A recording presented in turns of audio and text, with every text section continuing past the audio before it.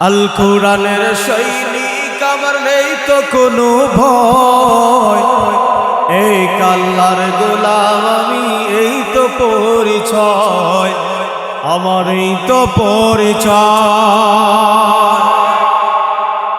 আল কোরআনের সৈনিক আমার নেই তো কোনো ভয়, এই আল্লাহর গোলাম আমি, এই তো পরিচয় আমার, এই তো পরিচয়। এই পৃথিবীর সবই নকল, আমার এই পৃথিবীর সবই নকল, আসল কিছু নয়, এই আল্লাহর গোলাম আমি, এই তো পরিচয় আমার, এই তো পরিচয়। আমরা কার গোলাম? যারা দাঁড়াই আছে ওনারা মনে মনে কইতেছেন যদি একটু জমে তাইলে বসবো, নাইলে শুইলা যাবে। কথা বল ঠিক নেই? এই মনোভাব নিয়ে ওনারা দাঁড়াই আছেন। আমি আপনাদের কাছে বলতেছি কোরআনের মহব্বতে ইনশাআল্লাহ আপনারা চলে আসেন, কেহ এখানে দাঁড়িয়ে বসবেন না, সবাই ভিতরে চলে আসেন। অল্প সময় আমরা একটু কোরআন এবং হাদিস থেকে ইনশাআল্লাহ আলোচনা করব।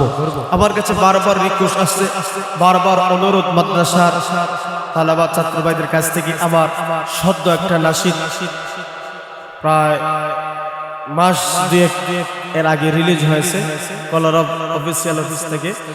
এই নাশিদটা শোনার জন্য তারা বলছেন ইনশাআল্লাহ আমরা আলোচনা শোনার আগে একটু মাহফিলটা যাতে জমে যায়, এই জন্য আমি আরেকটা নাশিদ পেশ করে ইনশাআল্লাহ আমরা আলোচনা চলে যাব। যারা সামনে আছেন, দাঁড়িয়ে আছেন, একটু ভিতরে আসেন, আর পিছনে যারা আছেন মেহরবানি করে একটু ফাঁকা জায়গা কষ্ট হইব, কারণ যে জায়গাতে বসছেন আরামসে বসছেন, আপনাদের উঠিয়ে আমি কষ্ট দিতে চাই না, এই জন্য বেয়াদবি মাফ করবেন, মেহরবানি করে একটু সামনে চলে আসেন। আলহামদুলিল্লাহ, বিশেষ করে হযরত চলে যাওয়ার পরেও যে আপনারা আছেন, বিশেষ করে আমি গুনাহগার আপনাদেরকে মোবারকবাদ জানাই। তুমি দয়াল, তুমি রহিম, তুমি মেহেরবান, সব কিছুর উপর কে তোমার অবস্থান। ওগো আল্লাহ সুবহান, ওগো আল্লাহ মেহেরবান।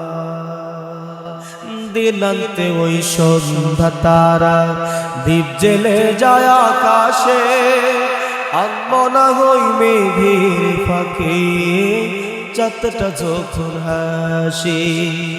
দিনান্তে ওই সন্ধ্যা তারা দীপ জেলে যায় আকাশে, আনমনা হই মেঘের ফাঁকে চাঁদটা যখন হাসে।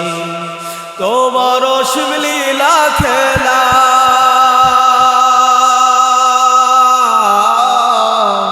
তোমার অসীম লীলা খেলা বুঝে না যে মন ভোলা, তোমার অসীম লীলা খেলা বুঝে না যে মন ভোলা, বুঝে না যে কার মহিমায় করে আহ্বান। ওগো আল্লাহ সুবহান, ওগো আল্লাহ মেহেরবান, ওগো আল্লাহ সুবহান, ওগো আল্লাহ মেহেরবান। জীবনকে করে চরণীন ছবি করে দাও, চাইনি যাহা তাও দিয়েছো তুমি দয়াবান। জীবনকে করে চরণীন ছবি করে দাও, চাইনি যাহা তাও দিয়েছো তুমি দয়াবান। চন্দ্র সূর্য গ্রহ তারা, চন্দ্র সূর্য গ্রহ তারা নিয়ম যে মানে তারা, চন্দ্র সূর্য গ্রহ তারা নিয়ম মানে তারা, গাহে হজ পাখ পাখালি তুমি দয়াবান। ওগো আল্লাহ সুবহান, ওগো আল্লাহ মেহেরবান, ওগো আল্লাহ সুবহান, ওগো আল্লাহ। বেঈমান মুশরিকরা আপনাকে বলে আল্লাহকে মহব্বত করে, আল্লাহকে ভালোবাসে,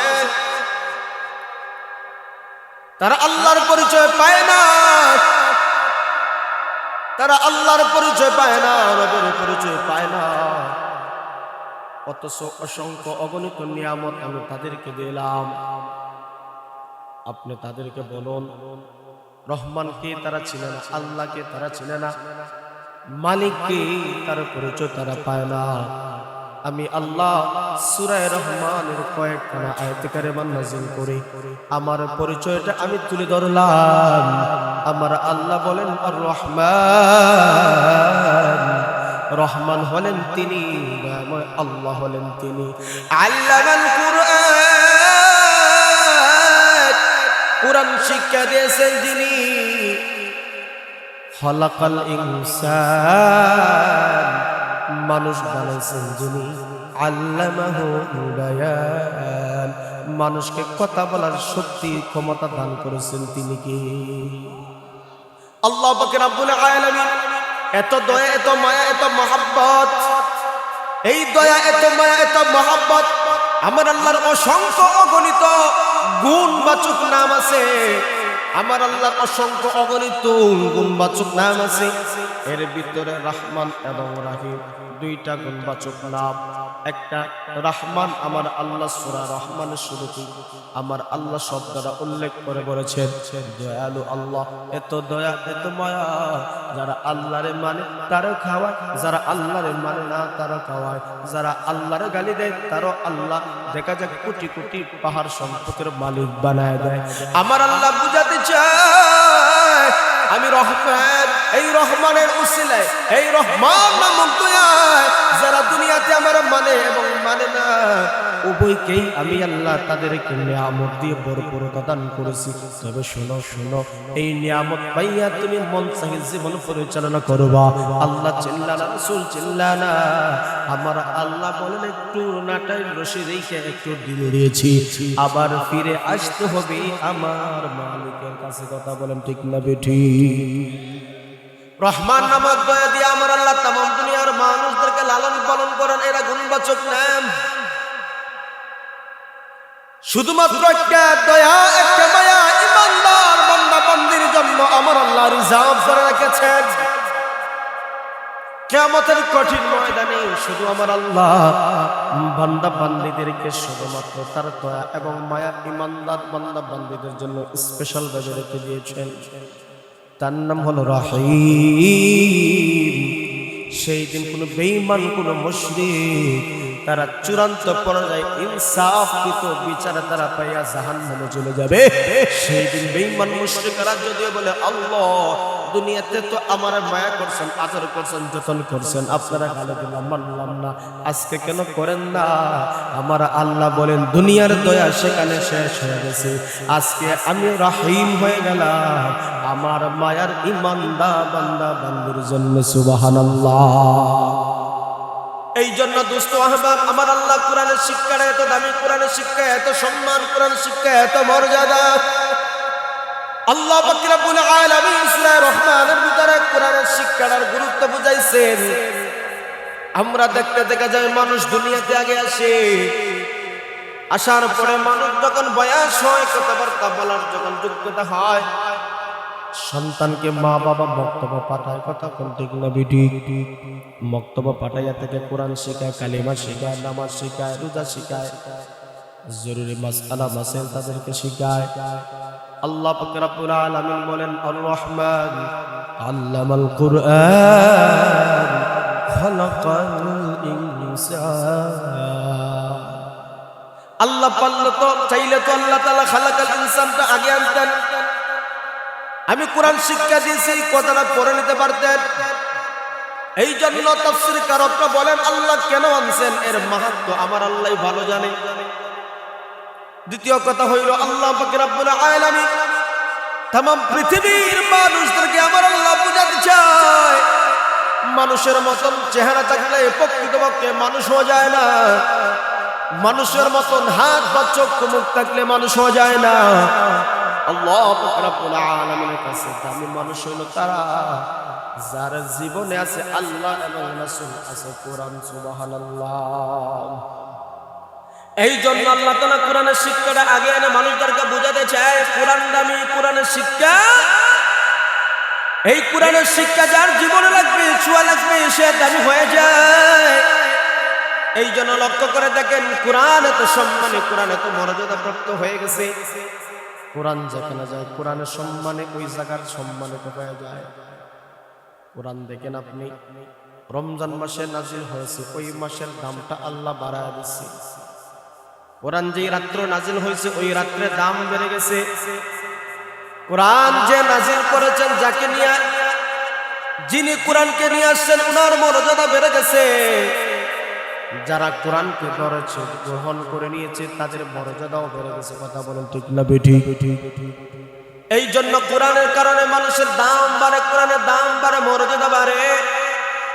আল্লাহ পাক রব্বুল আলামিন বলেন, শাহরু রমাদানাল্লাযী উনজিলা ফীহিল কুরআন।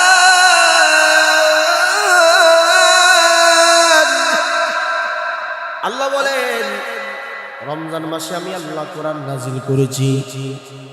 রমজান মাসে কোরআন নাজিল, এই জন্য রমজান মাসের দাম আছে না নাই? সামনে আমাদের রমজান মুবারক আসতেছে। এই রমজান মাসে কেহ যদি একটা নফল পড়ে, অন্য সময় একটা ফরজ আদায়ের সমান সওয়াব পেয়ে যাবে। কেহ যদি একটা ফরজ নামাজ আদায় করে, অন্য সময় 70টা ফরজের সমান সওয়াব পেয়ে যাবে। কেন তো মর্যাদা, কেন তো সম্মান? এই মাসে নাজিল হয়েছে কোরআন। আওয়াজ দিয়ে বলেন আল্লাহু আকবার। আল্লাহ পাক রব্বুল আলামিন কোরআন কেন নাজিল করেছেন জানেন নি? এটা প্রশ্ন। এই প্রশ্নের জবাব হইল, কোরআনকে আমার আল্লাহ নাজিল করেছেন মানুষের হেদায়েত দেখানোর জন্য, পথ প্রদর্শনের জন্য। মানুষ পথ চিনত না, মানুষ পথ জানত না। 1450 বছর পূর্বে মানুষের কোনো সম্মান নাই। মহিলাদের, নারীদের কোনো সম্মান ছিল না, সম্মান ছিল না, ইজ্জত ছিল না। এতিম অসহায় মানুষদের কোনো সম্মান ছিল না। শক্তিশালীরা ক্ষমতা কাটাইতো, দুর্বলদের উপর অত্যাচার, নিপীড়ন, জুলুম করত। কথা বলেন ঠিক না ঠিক? কোরআন যখন নাজিল হয়েছে, এতিমের হক বুঝে পেয়েছে। কোরআন যখন নাজিল হয়েছে, মাজলুমের হকটা বুঝে পেয়েছে। কোরআন যখন নাজিল হয়েছে, নারীদের, মহিলাদের সম্মান পূর্ণতা পেয়েছে। কথা কোন ঠিক না বেঠি? কোরআন আমার আল্লাহ মানুষের পথ প্রদর্শন হিসেবে নাজিল করেছেন। শুধু তাই না, এই কোরআন সত্য এবং মিথ্যার পার্থক্য করে দেয়। এই কোরআন হলো দামি, কোরআন হলো দামি। কোরআনের শিক্ষা যেমন দামি, কোরআন যে যারা ধরে নিয়েছে, গ্রহণ করে নিয়েছে, আমার আল্লাহ তার সম্মান মর্যাদা বাড়াই দিছে। এই জন্য দোস্ত আহবাব, এই কোরআন আমাদের সামনে আছে। কোরআন যেখানে পড়া হয়, এই দরজগা আমাদের সামনে আছে। এই জন্য কোরআনের সাথে সম্পর্ক রাখার দরকার আছে না?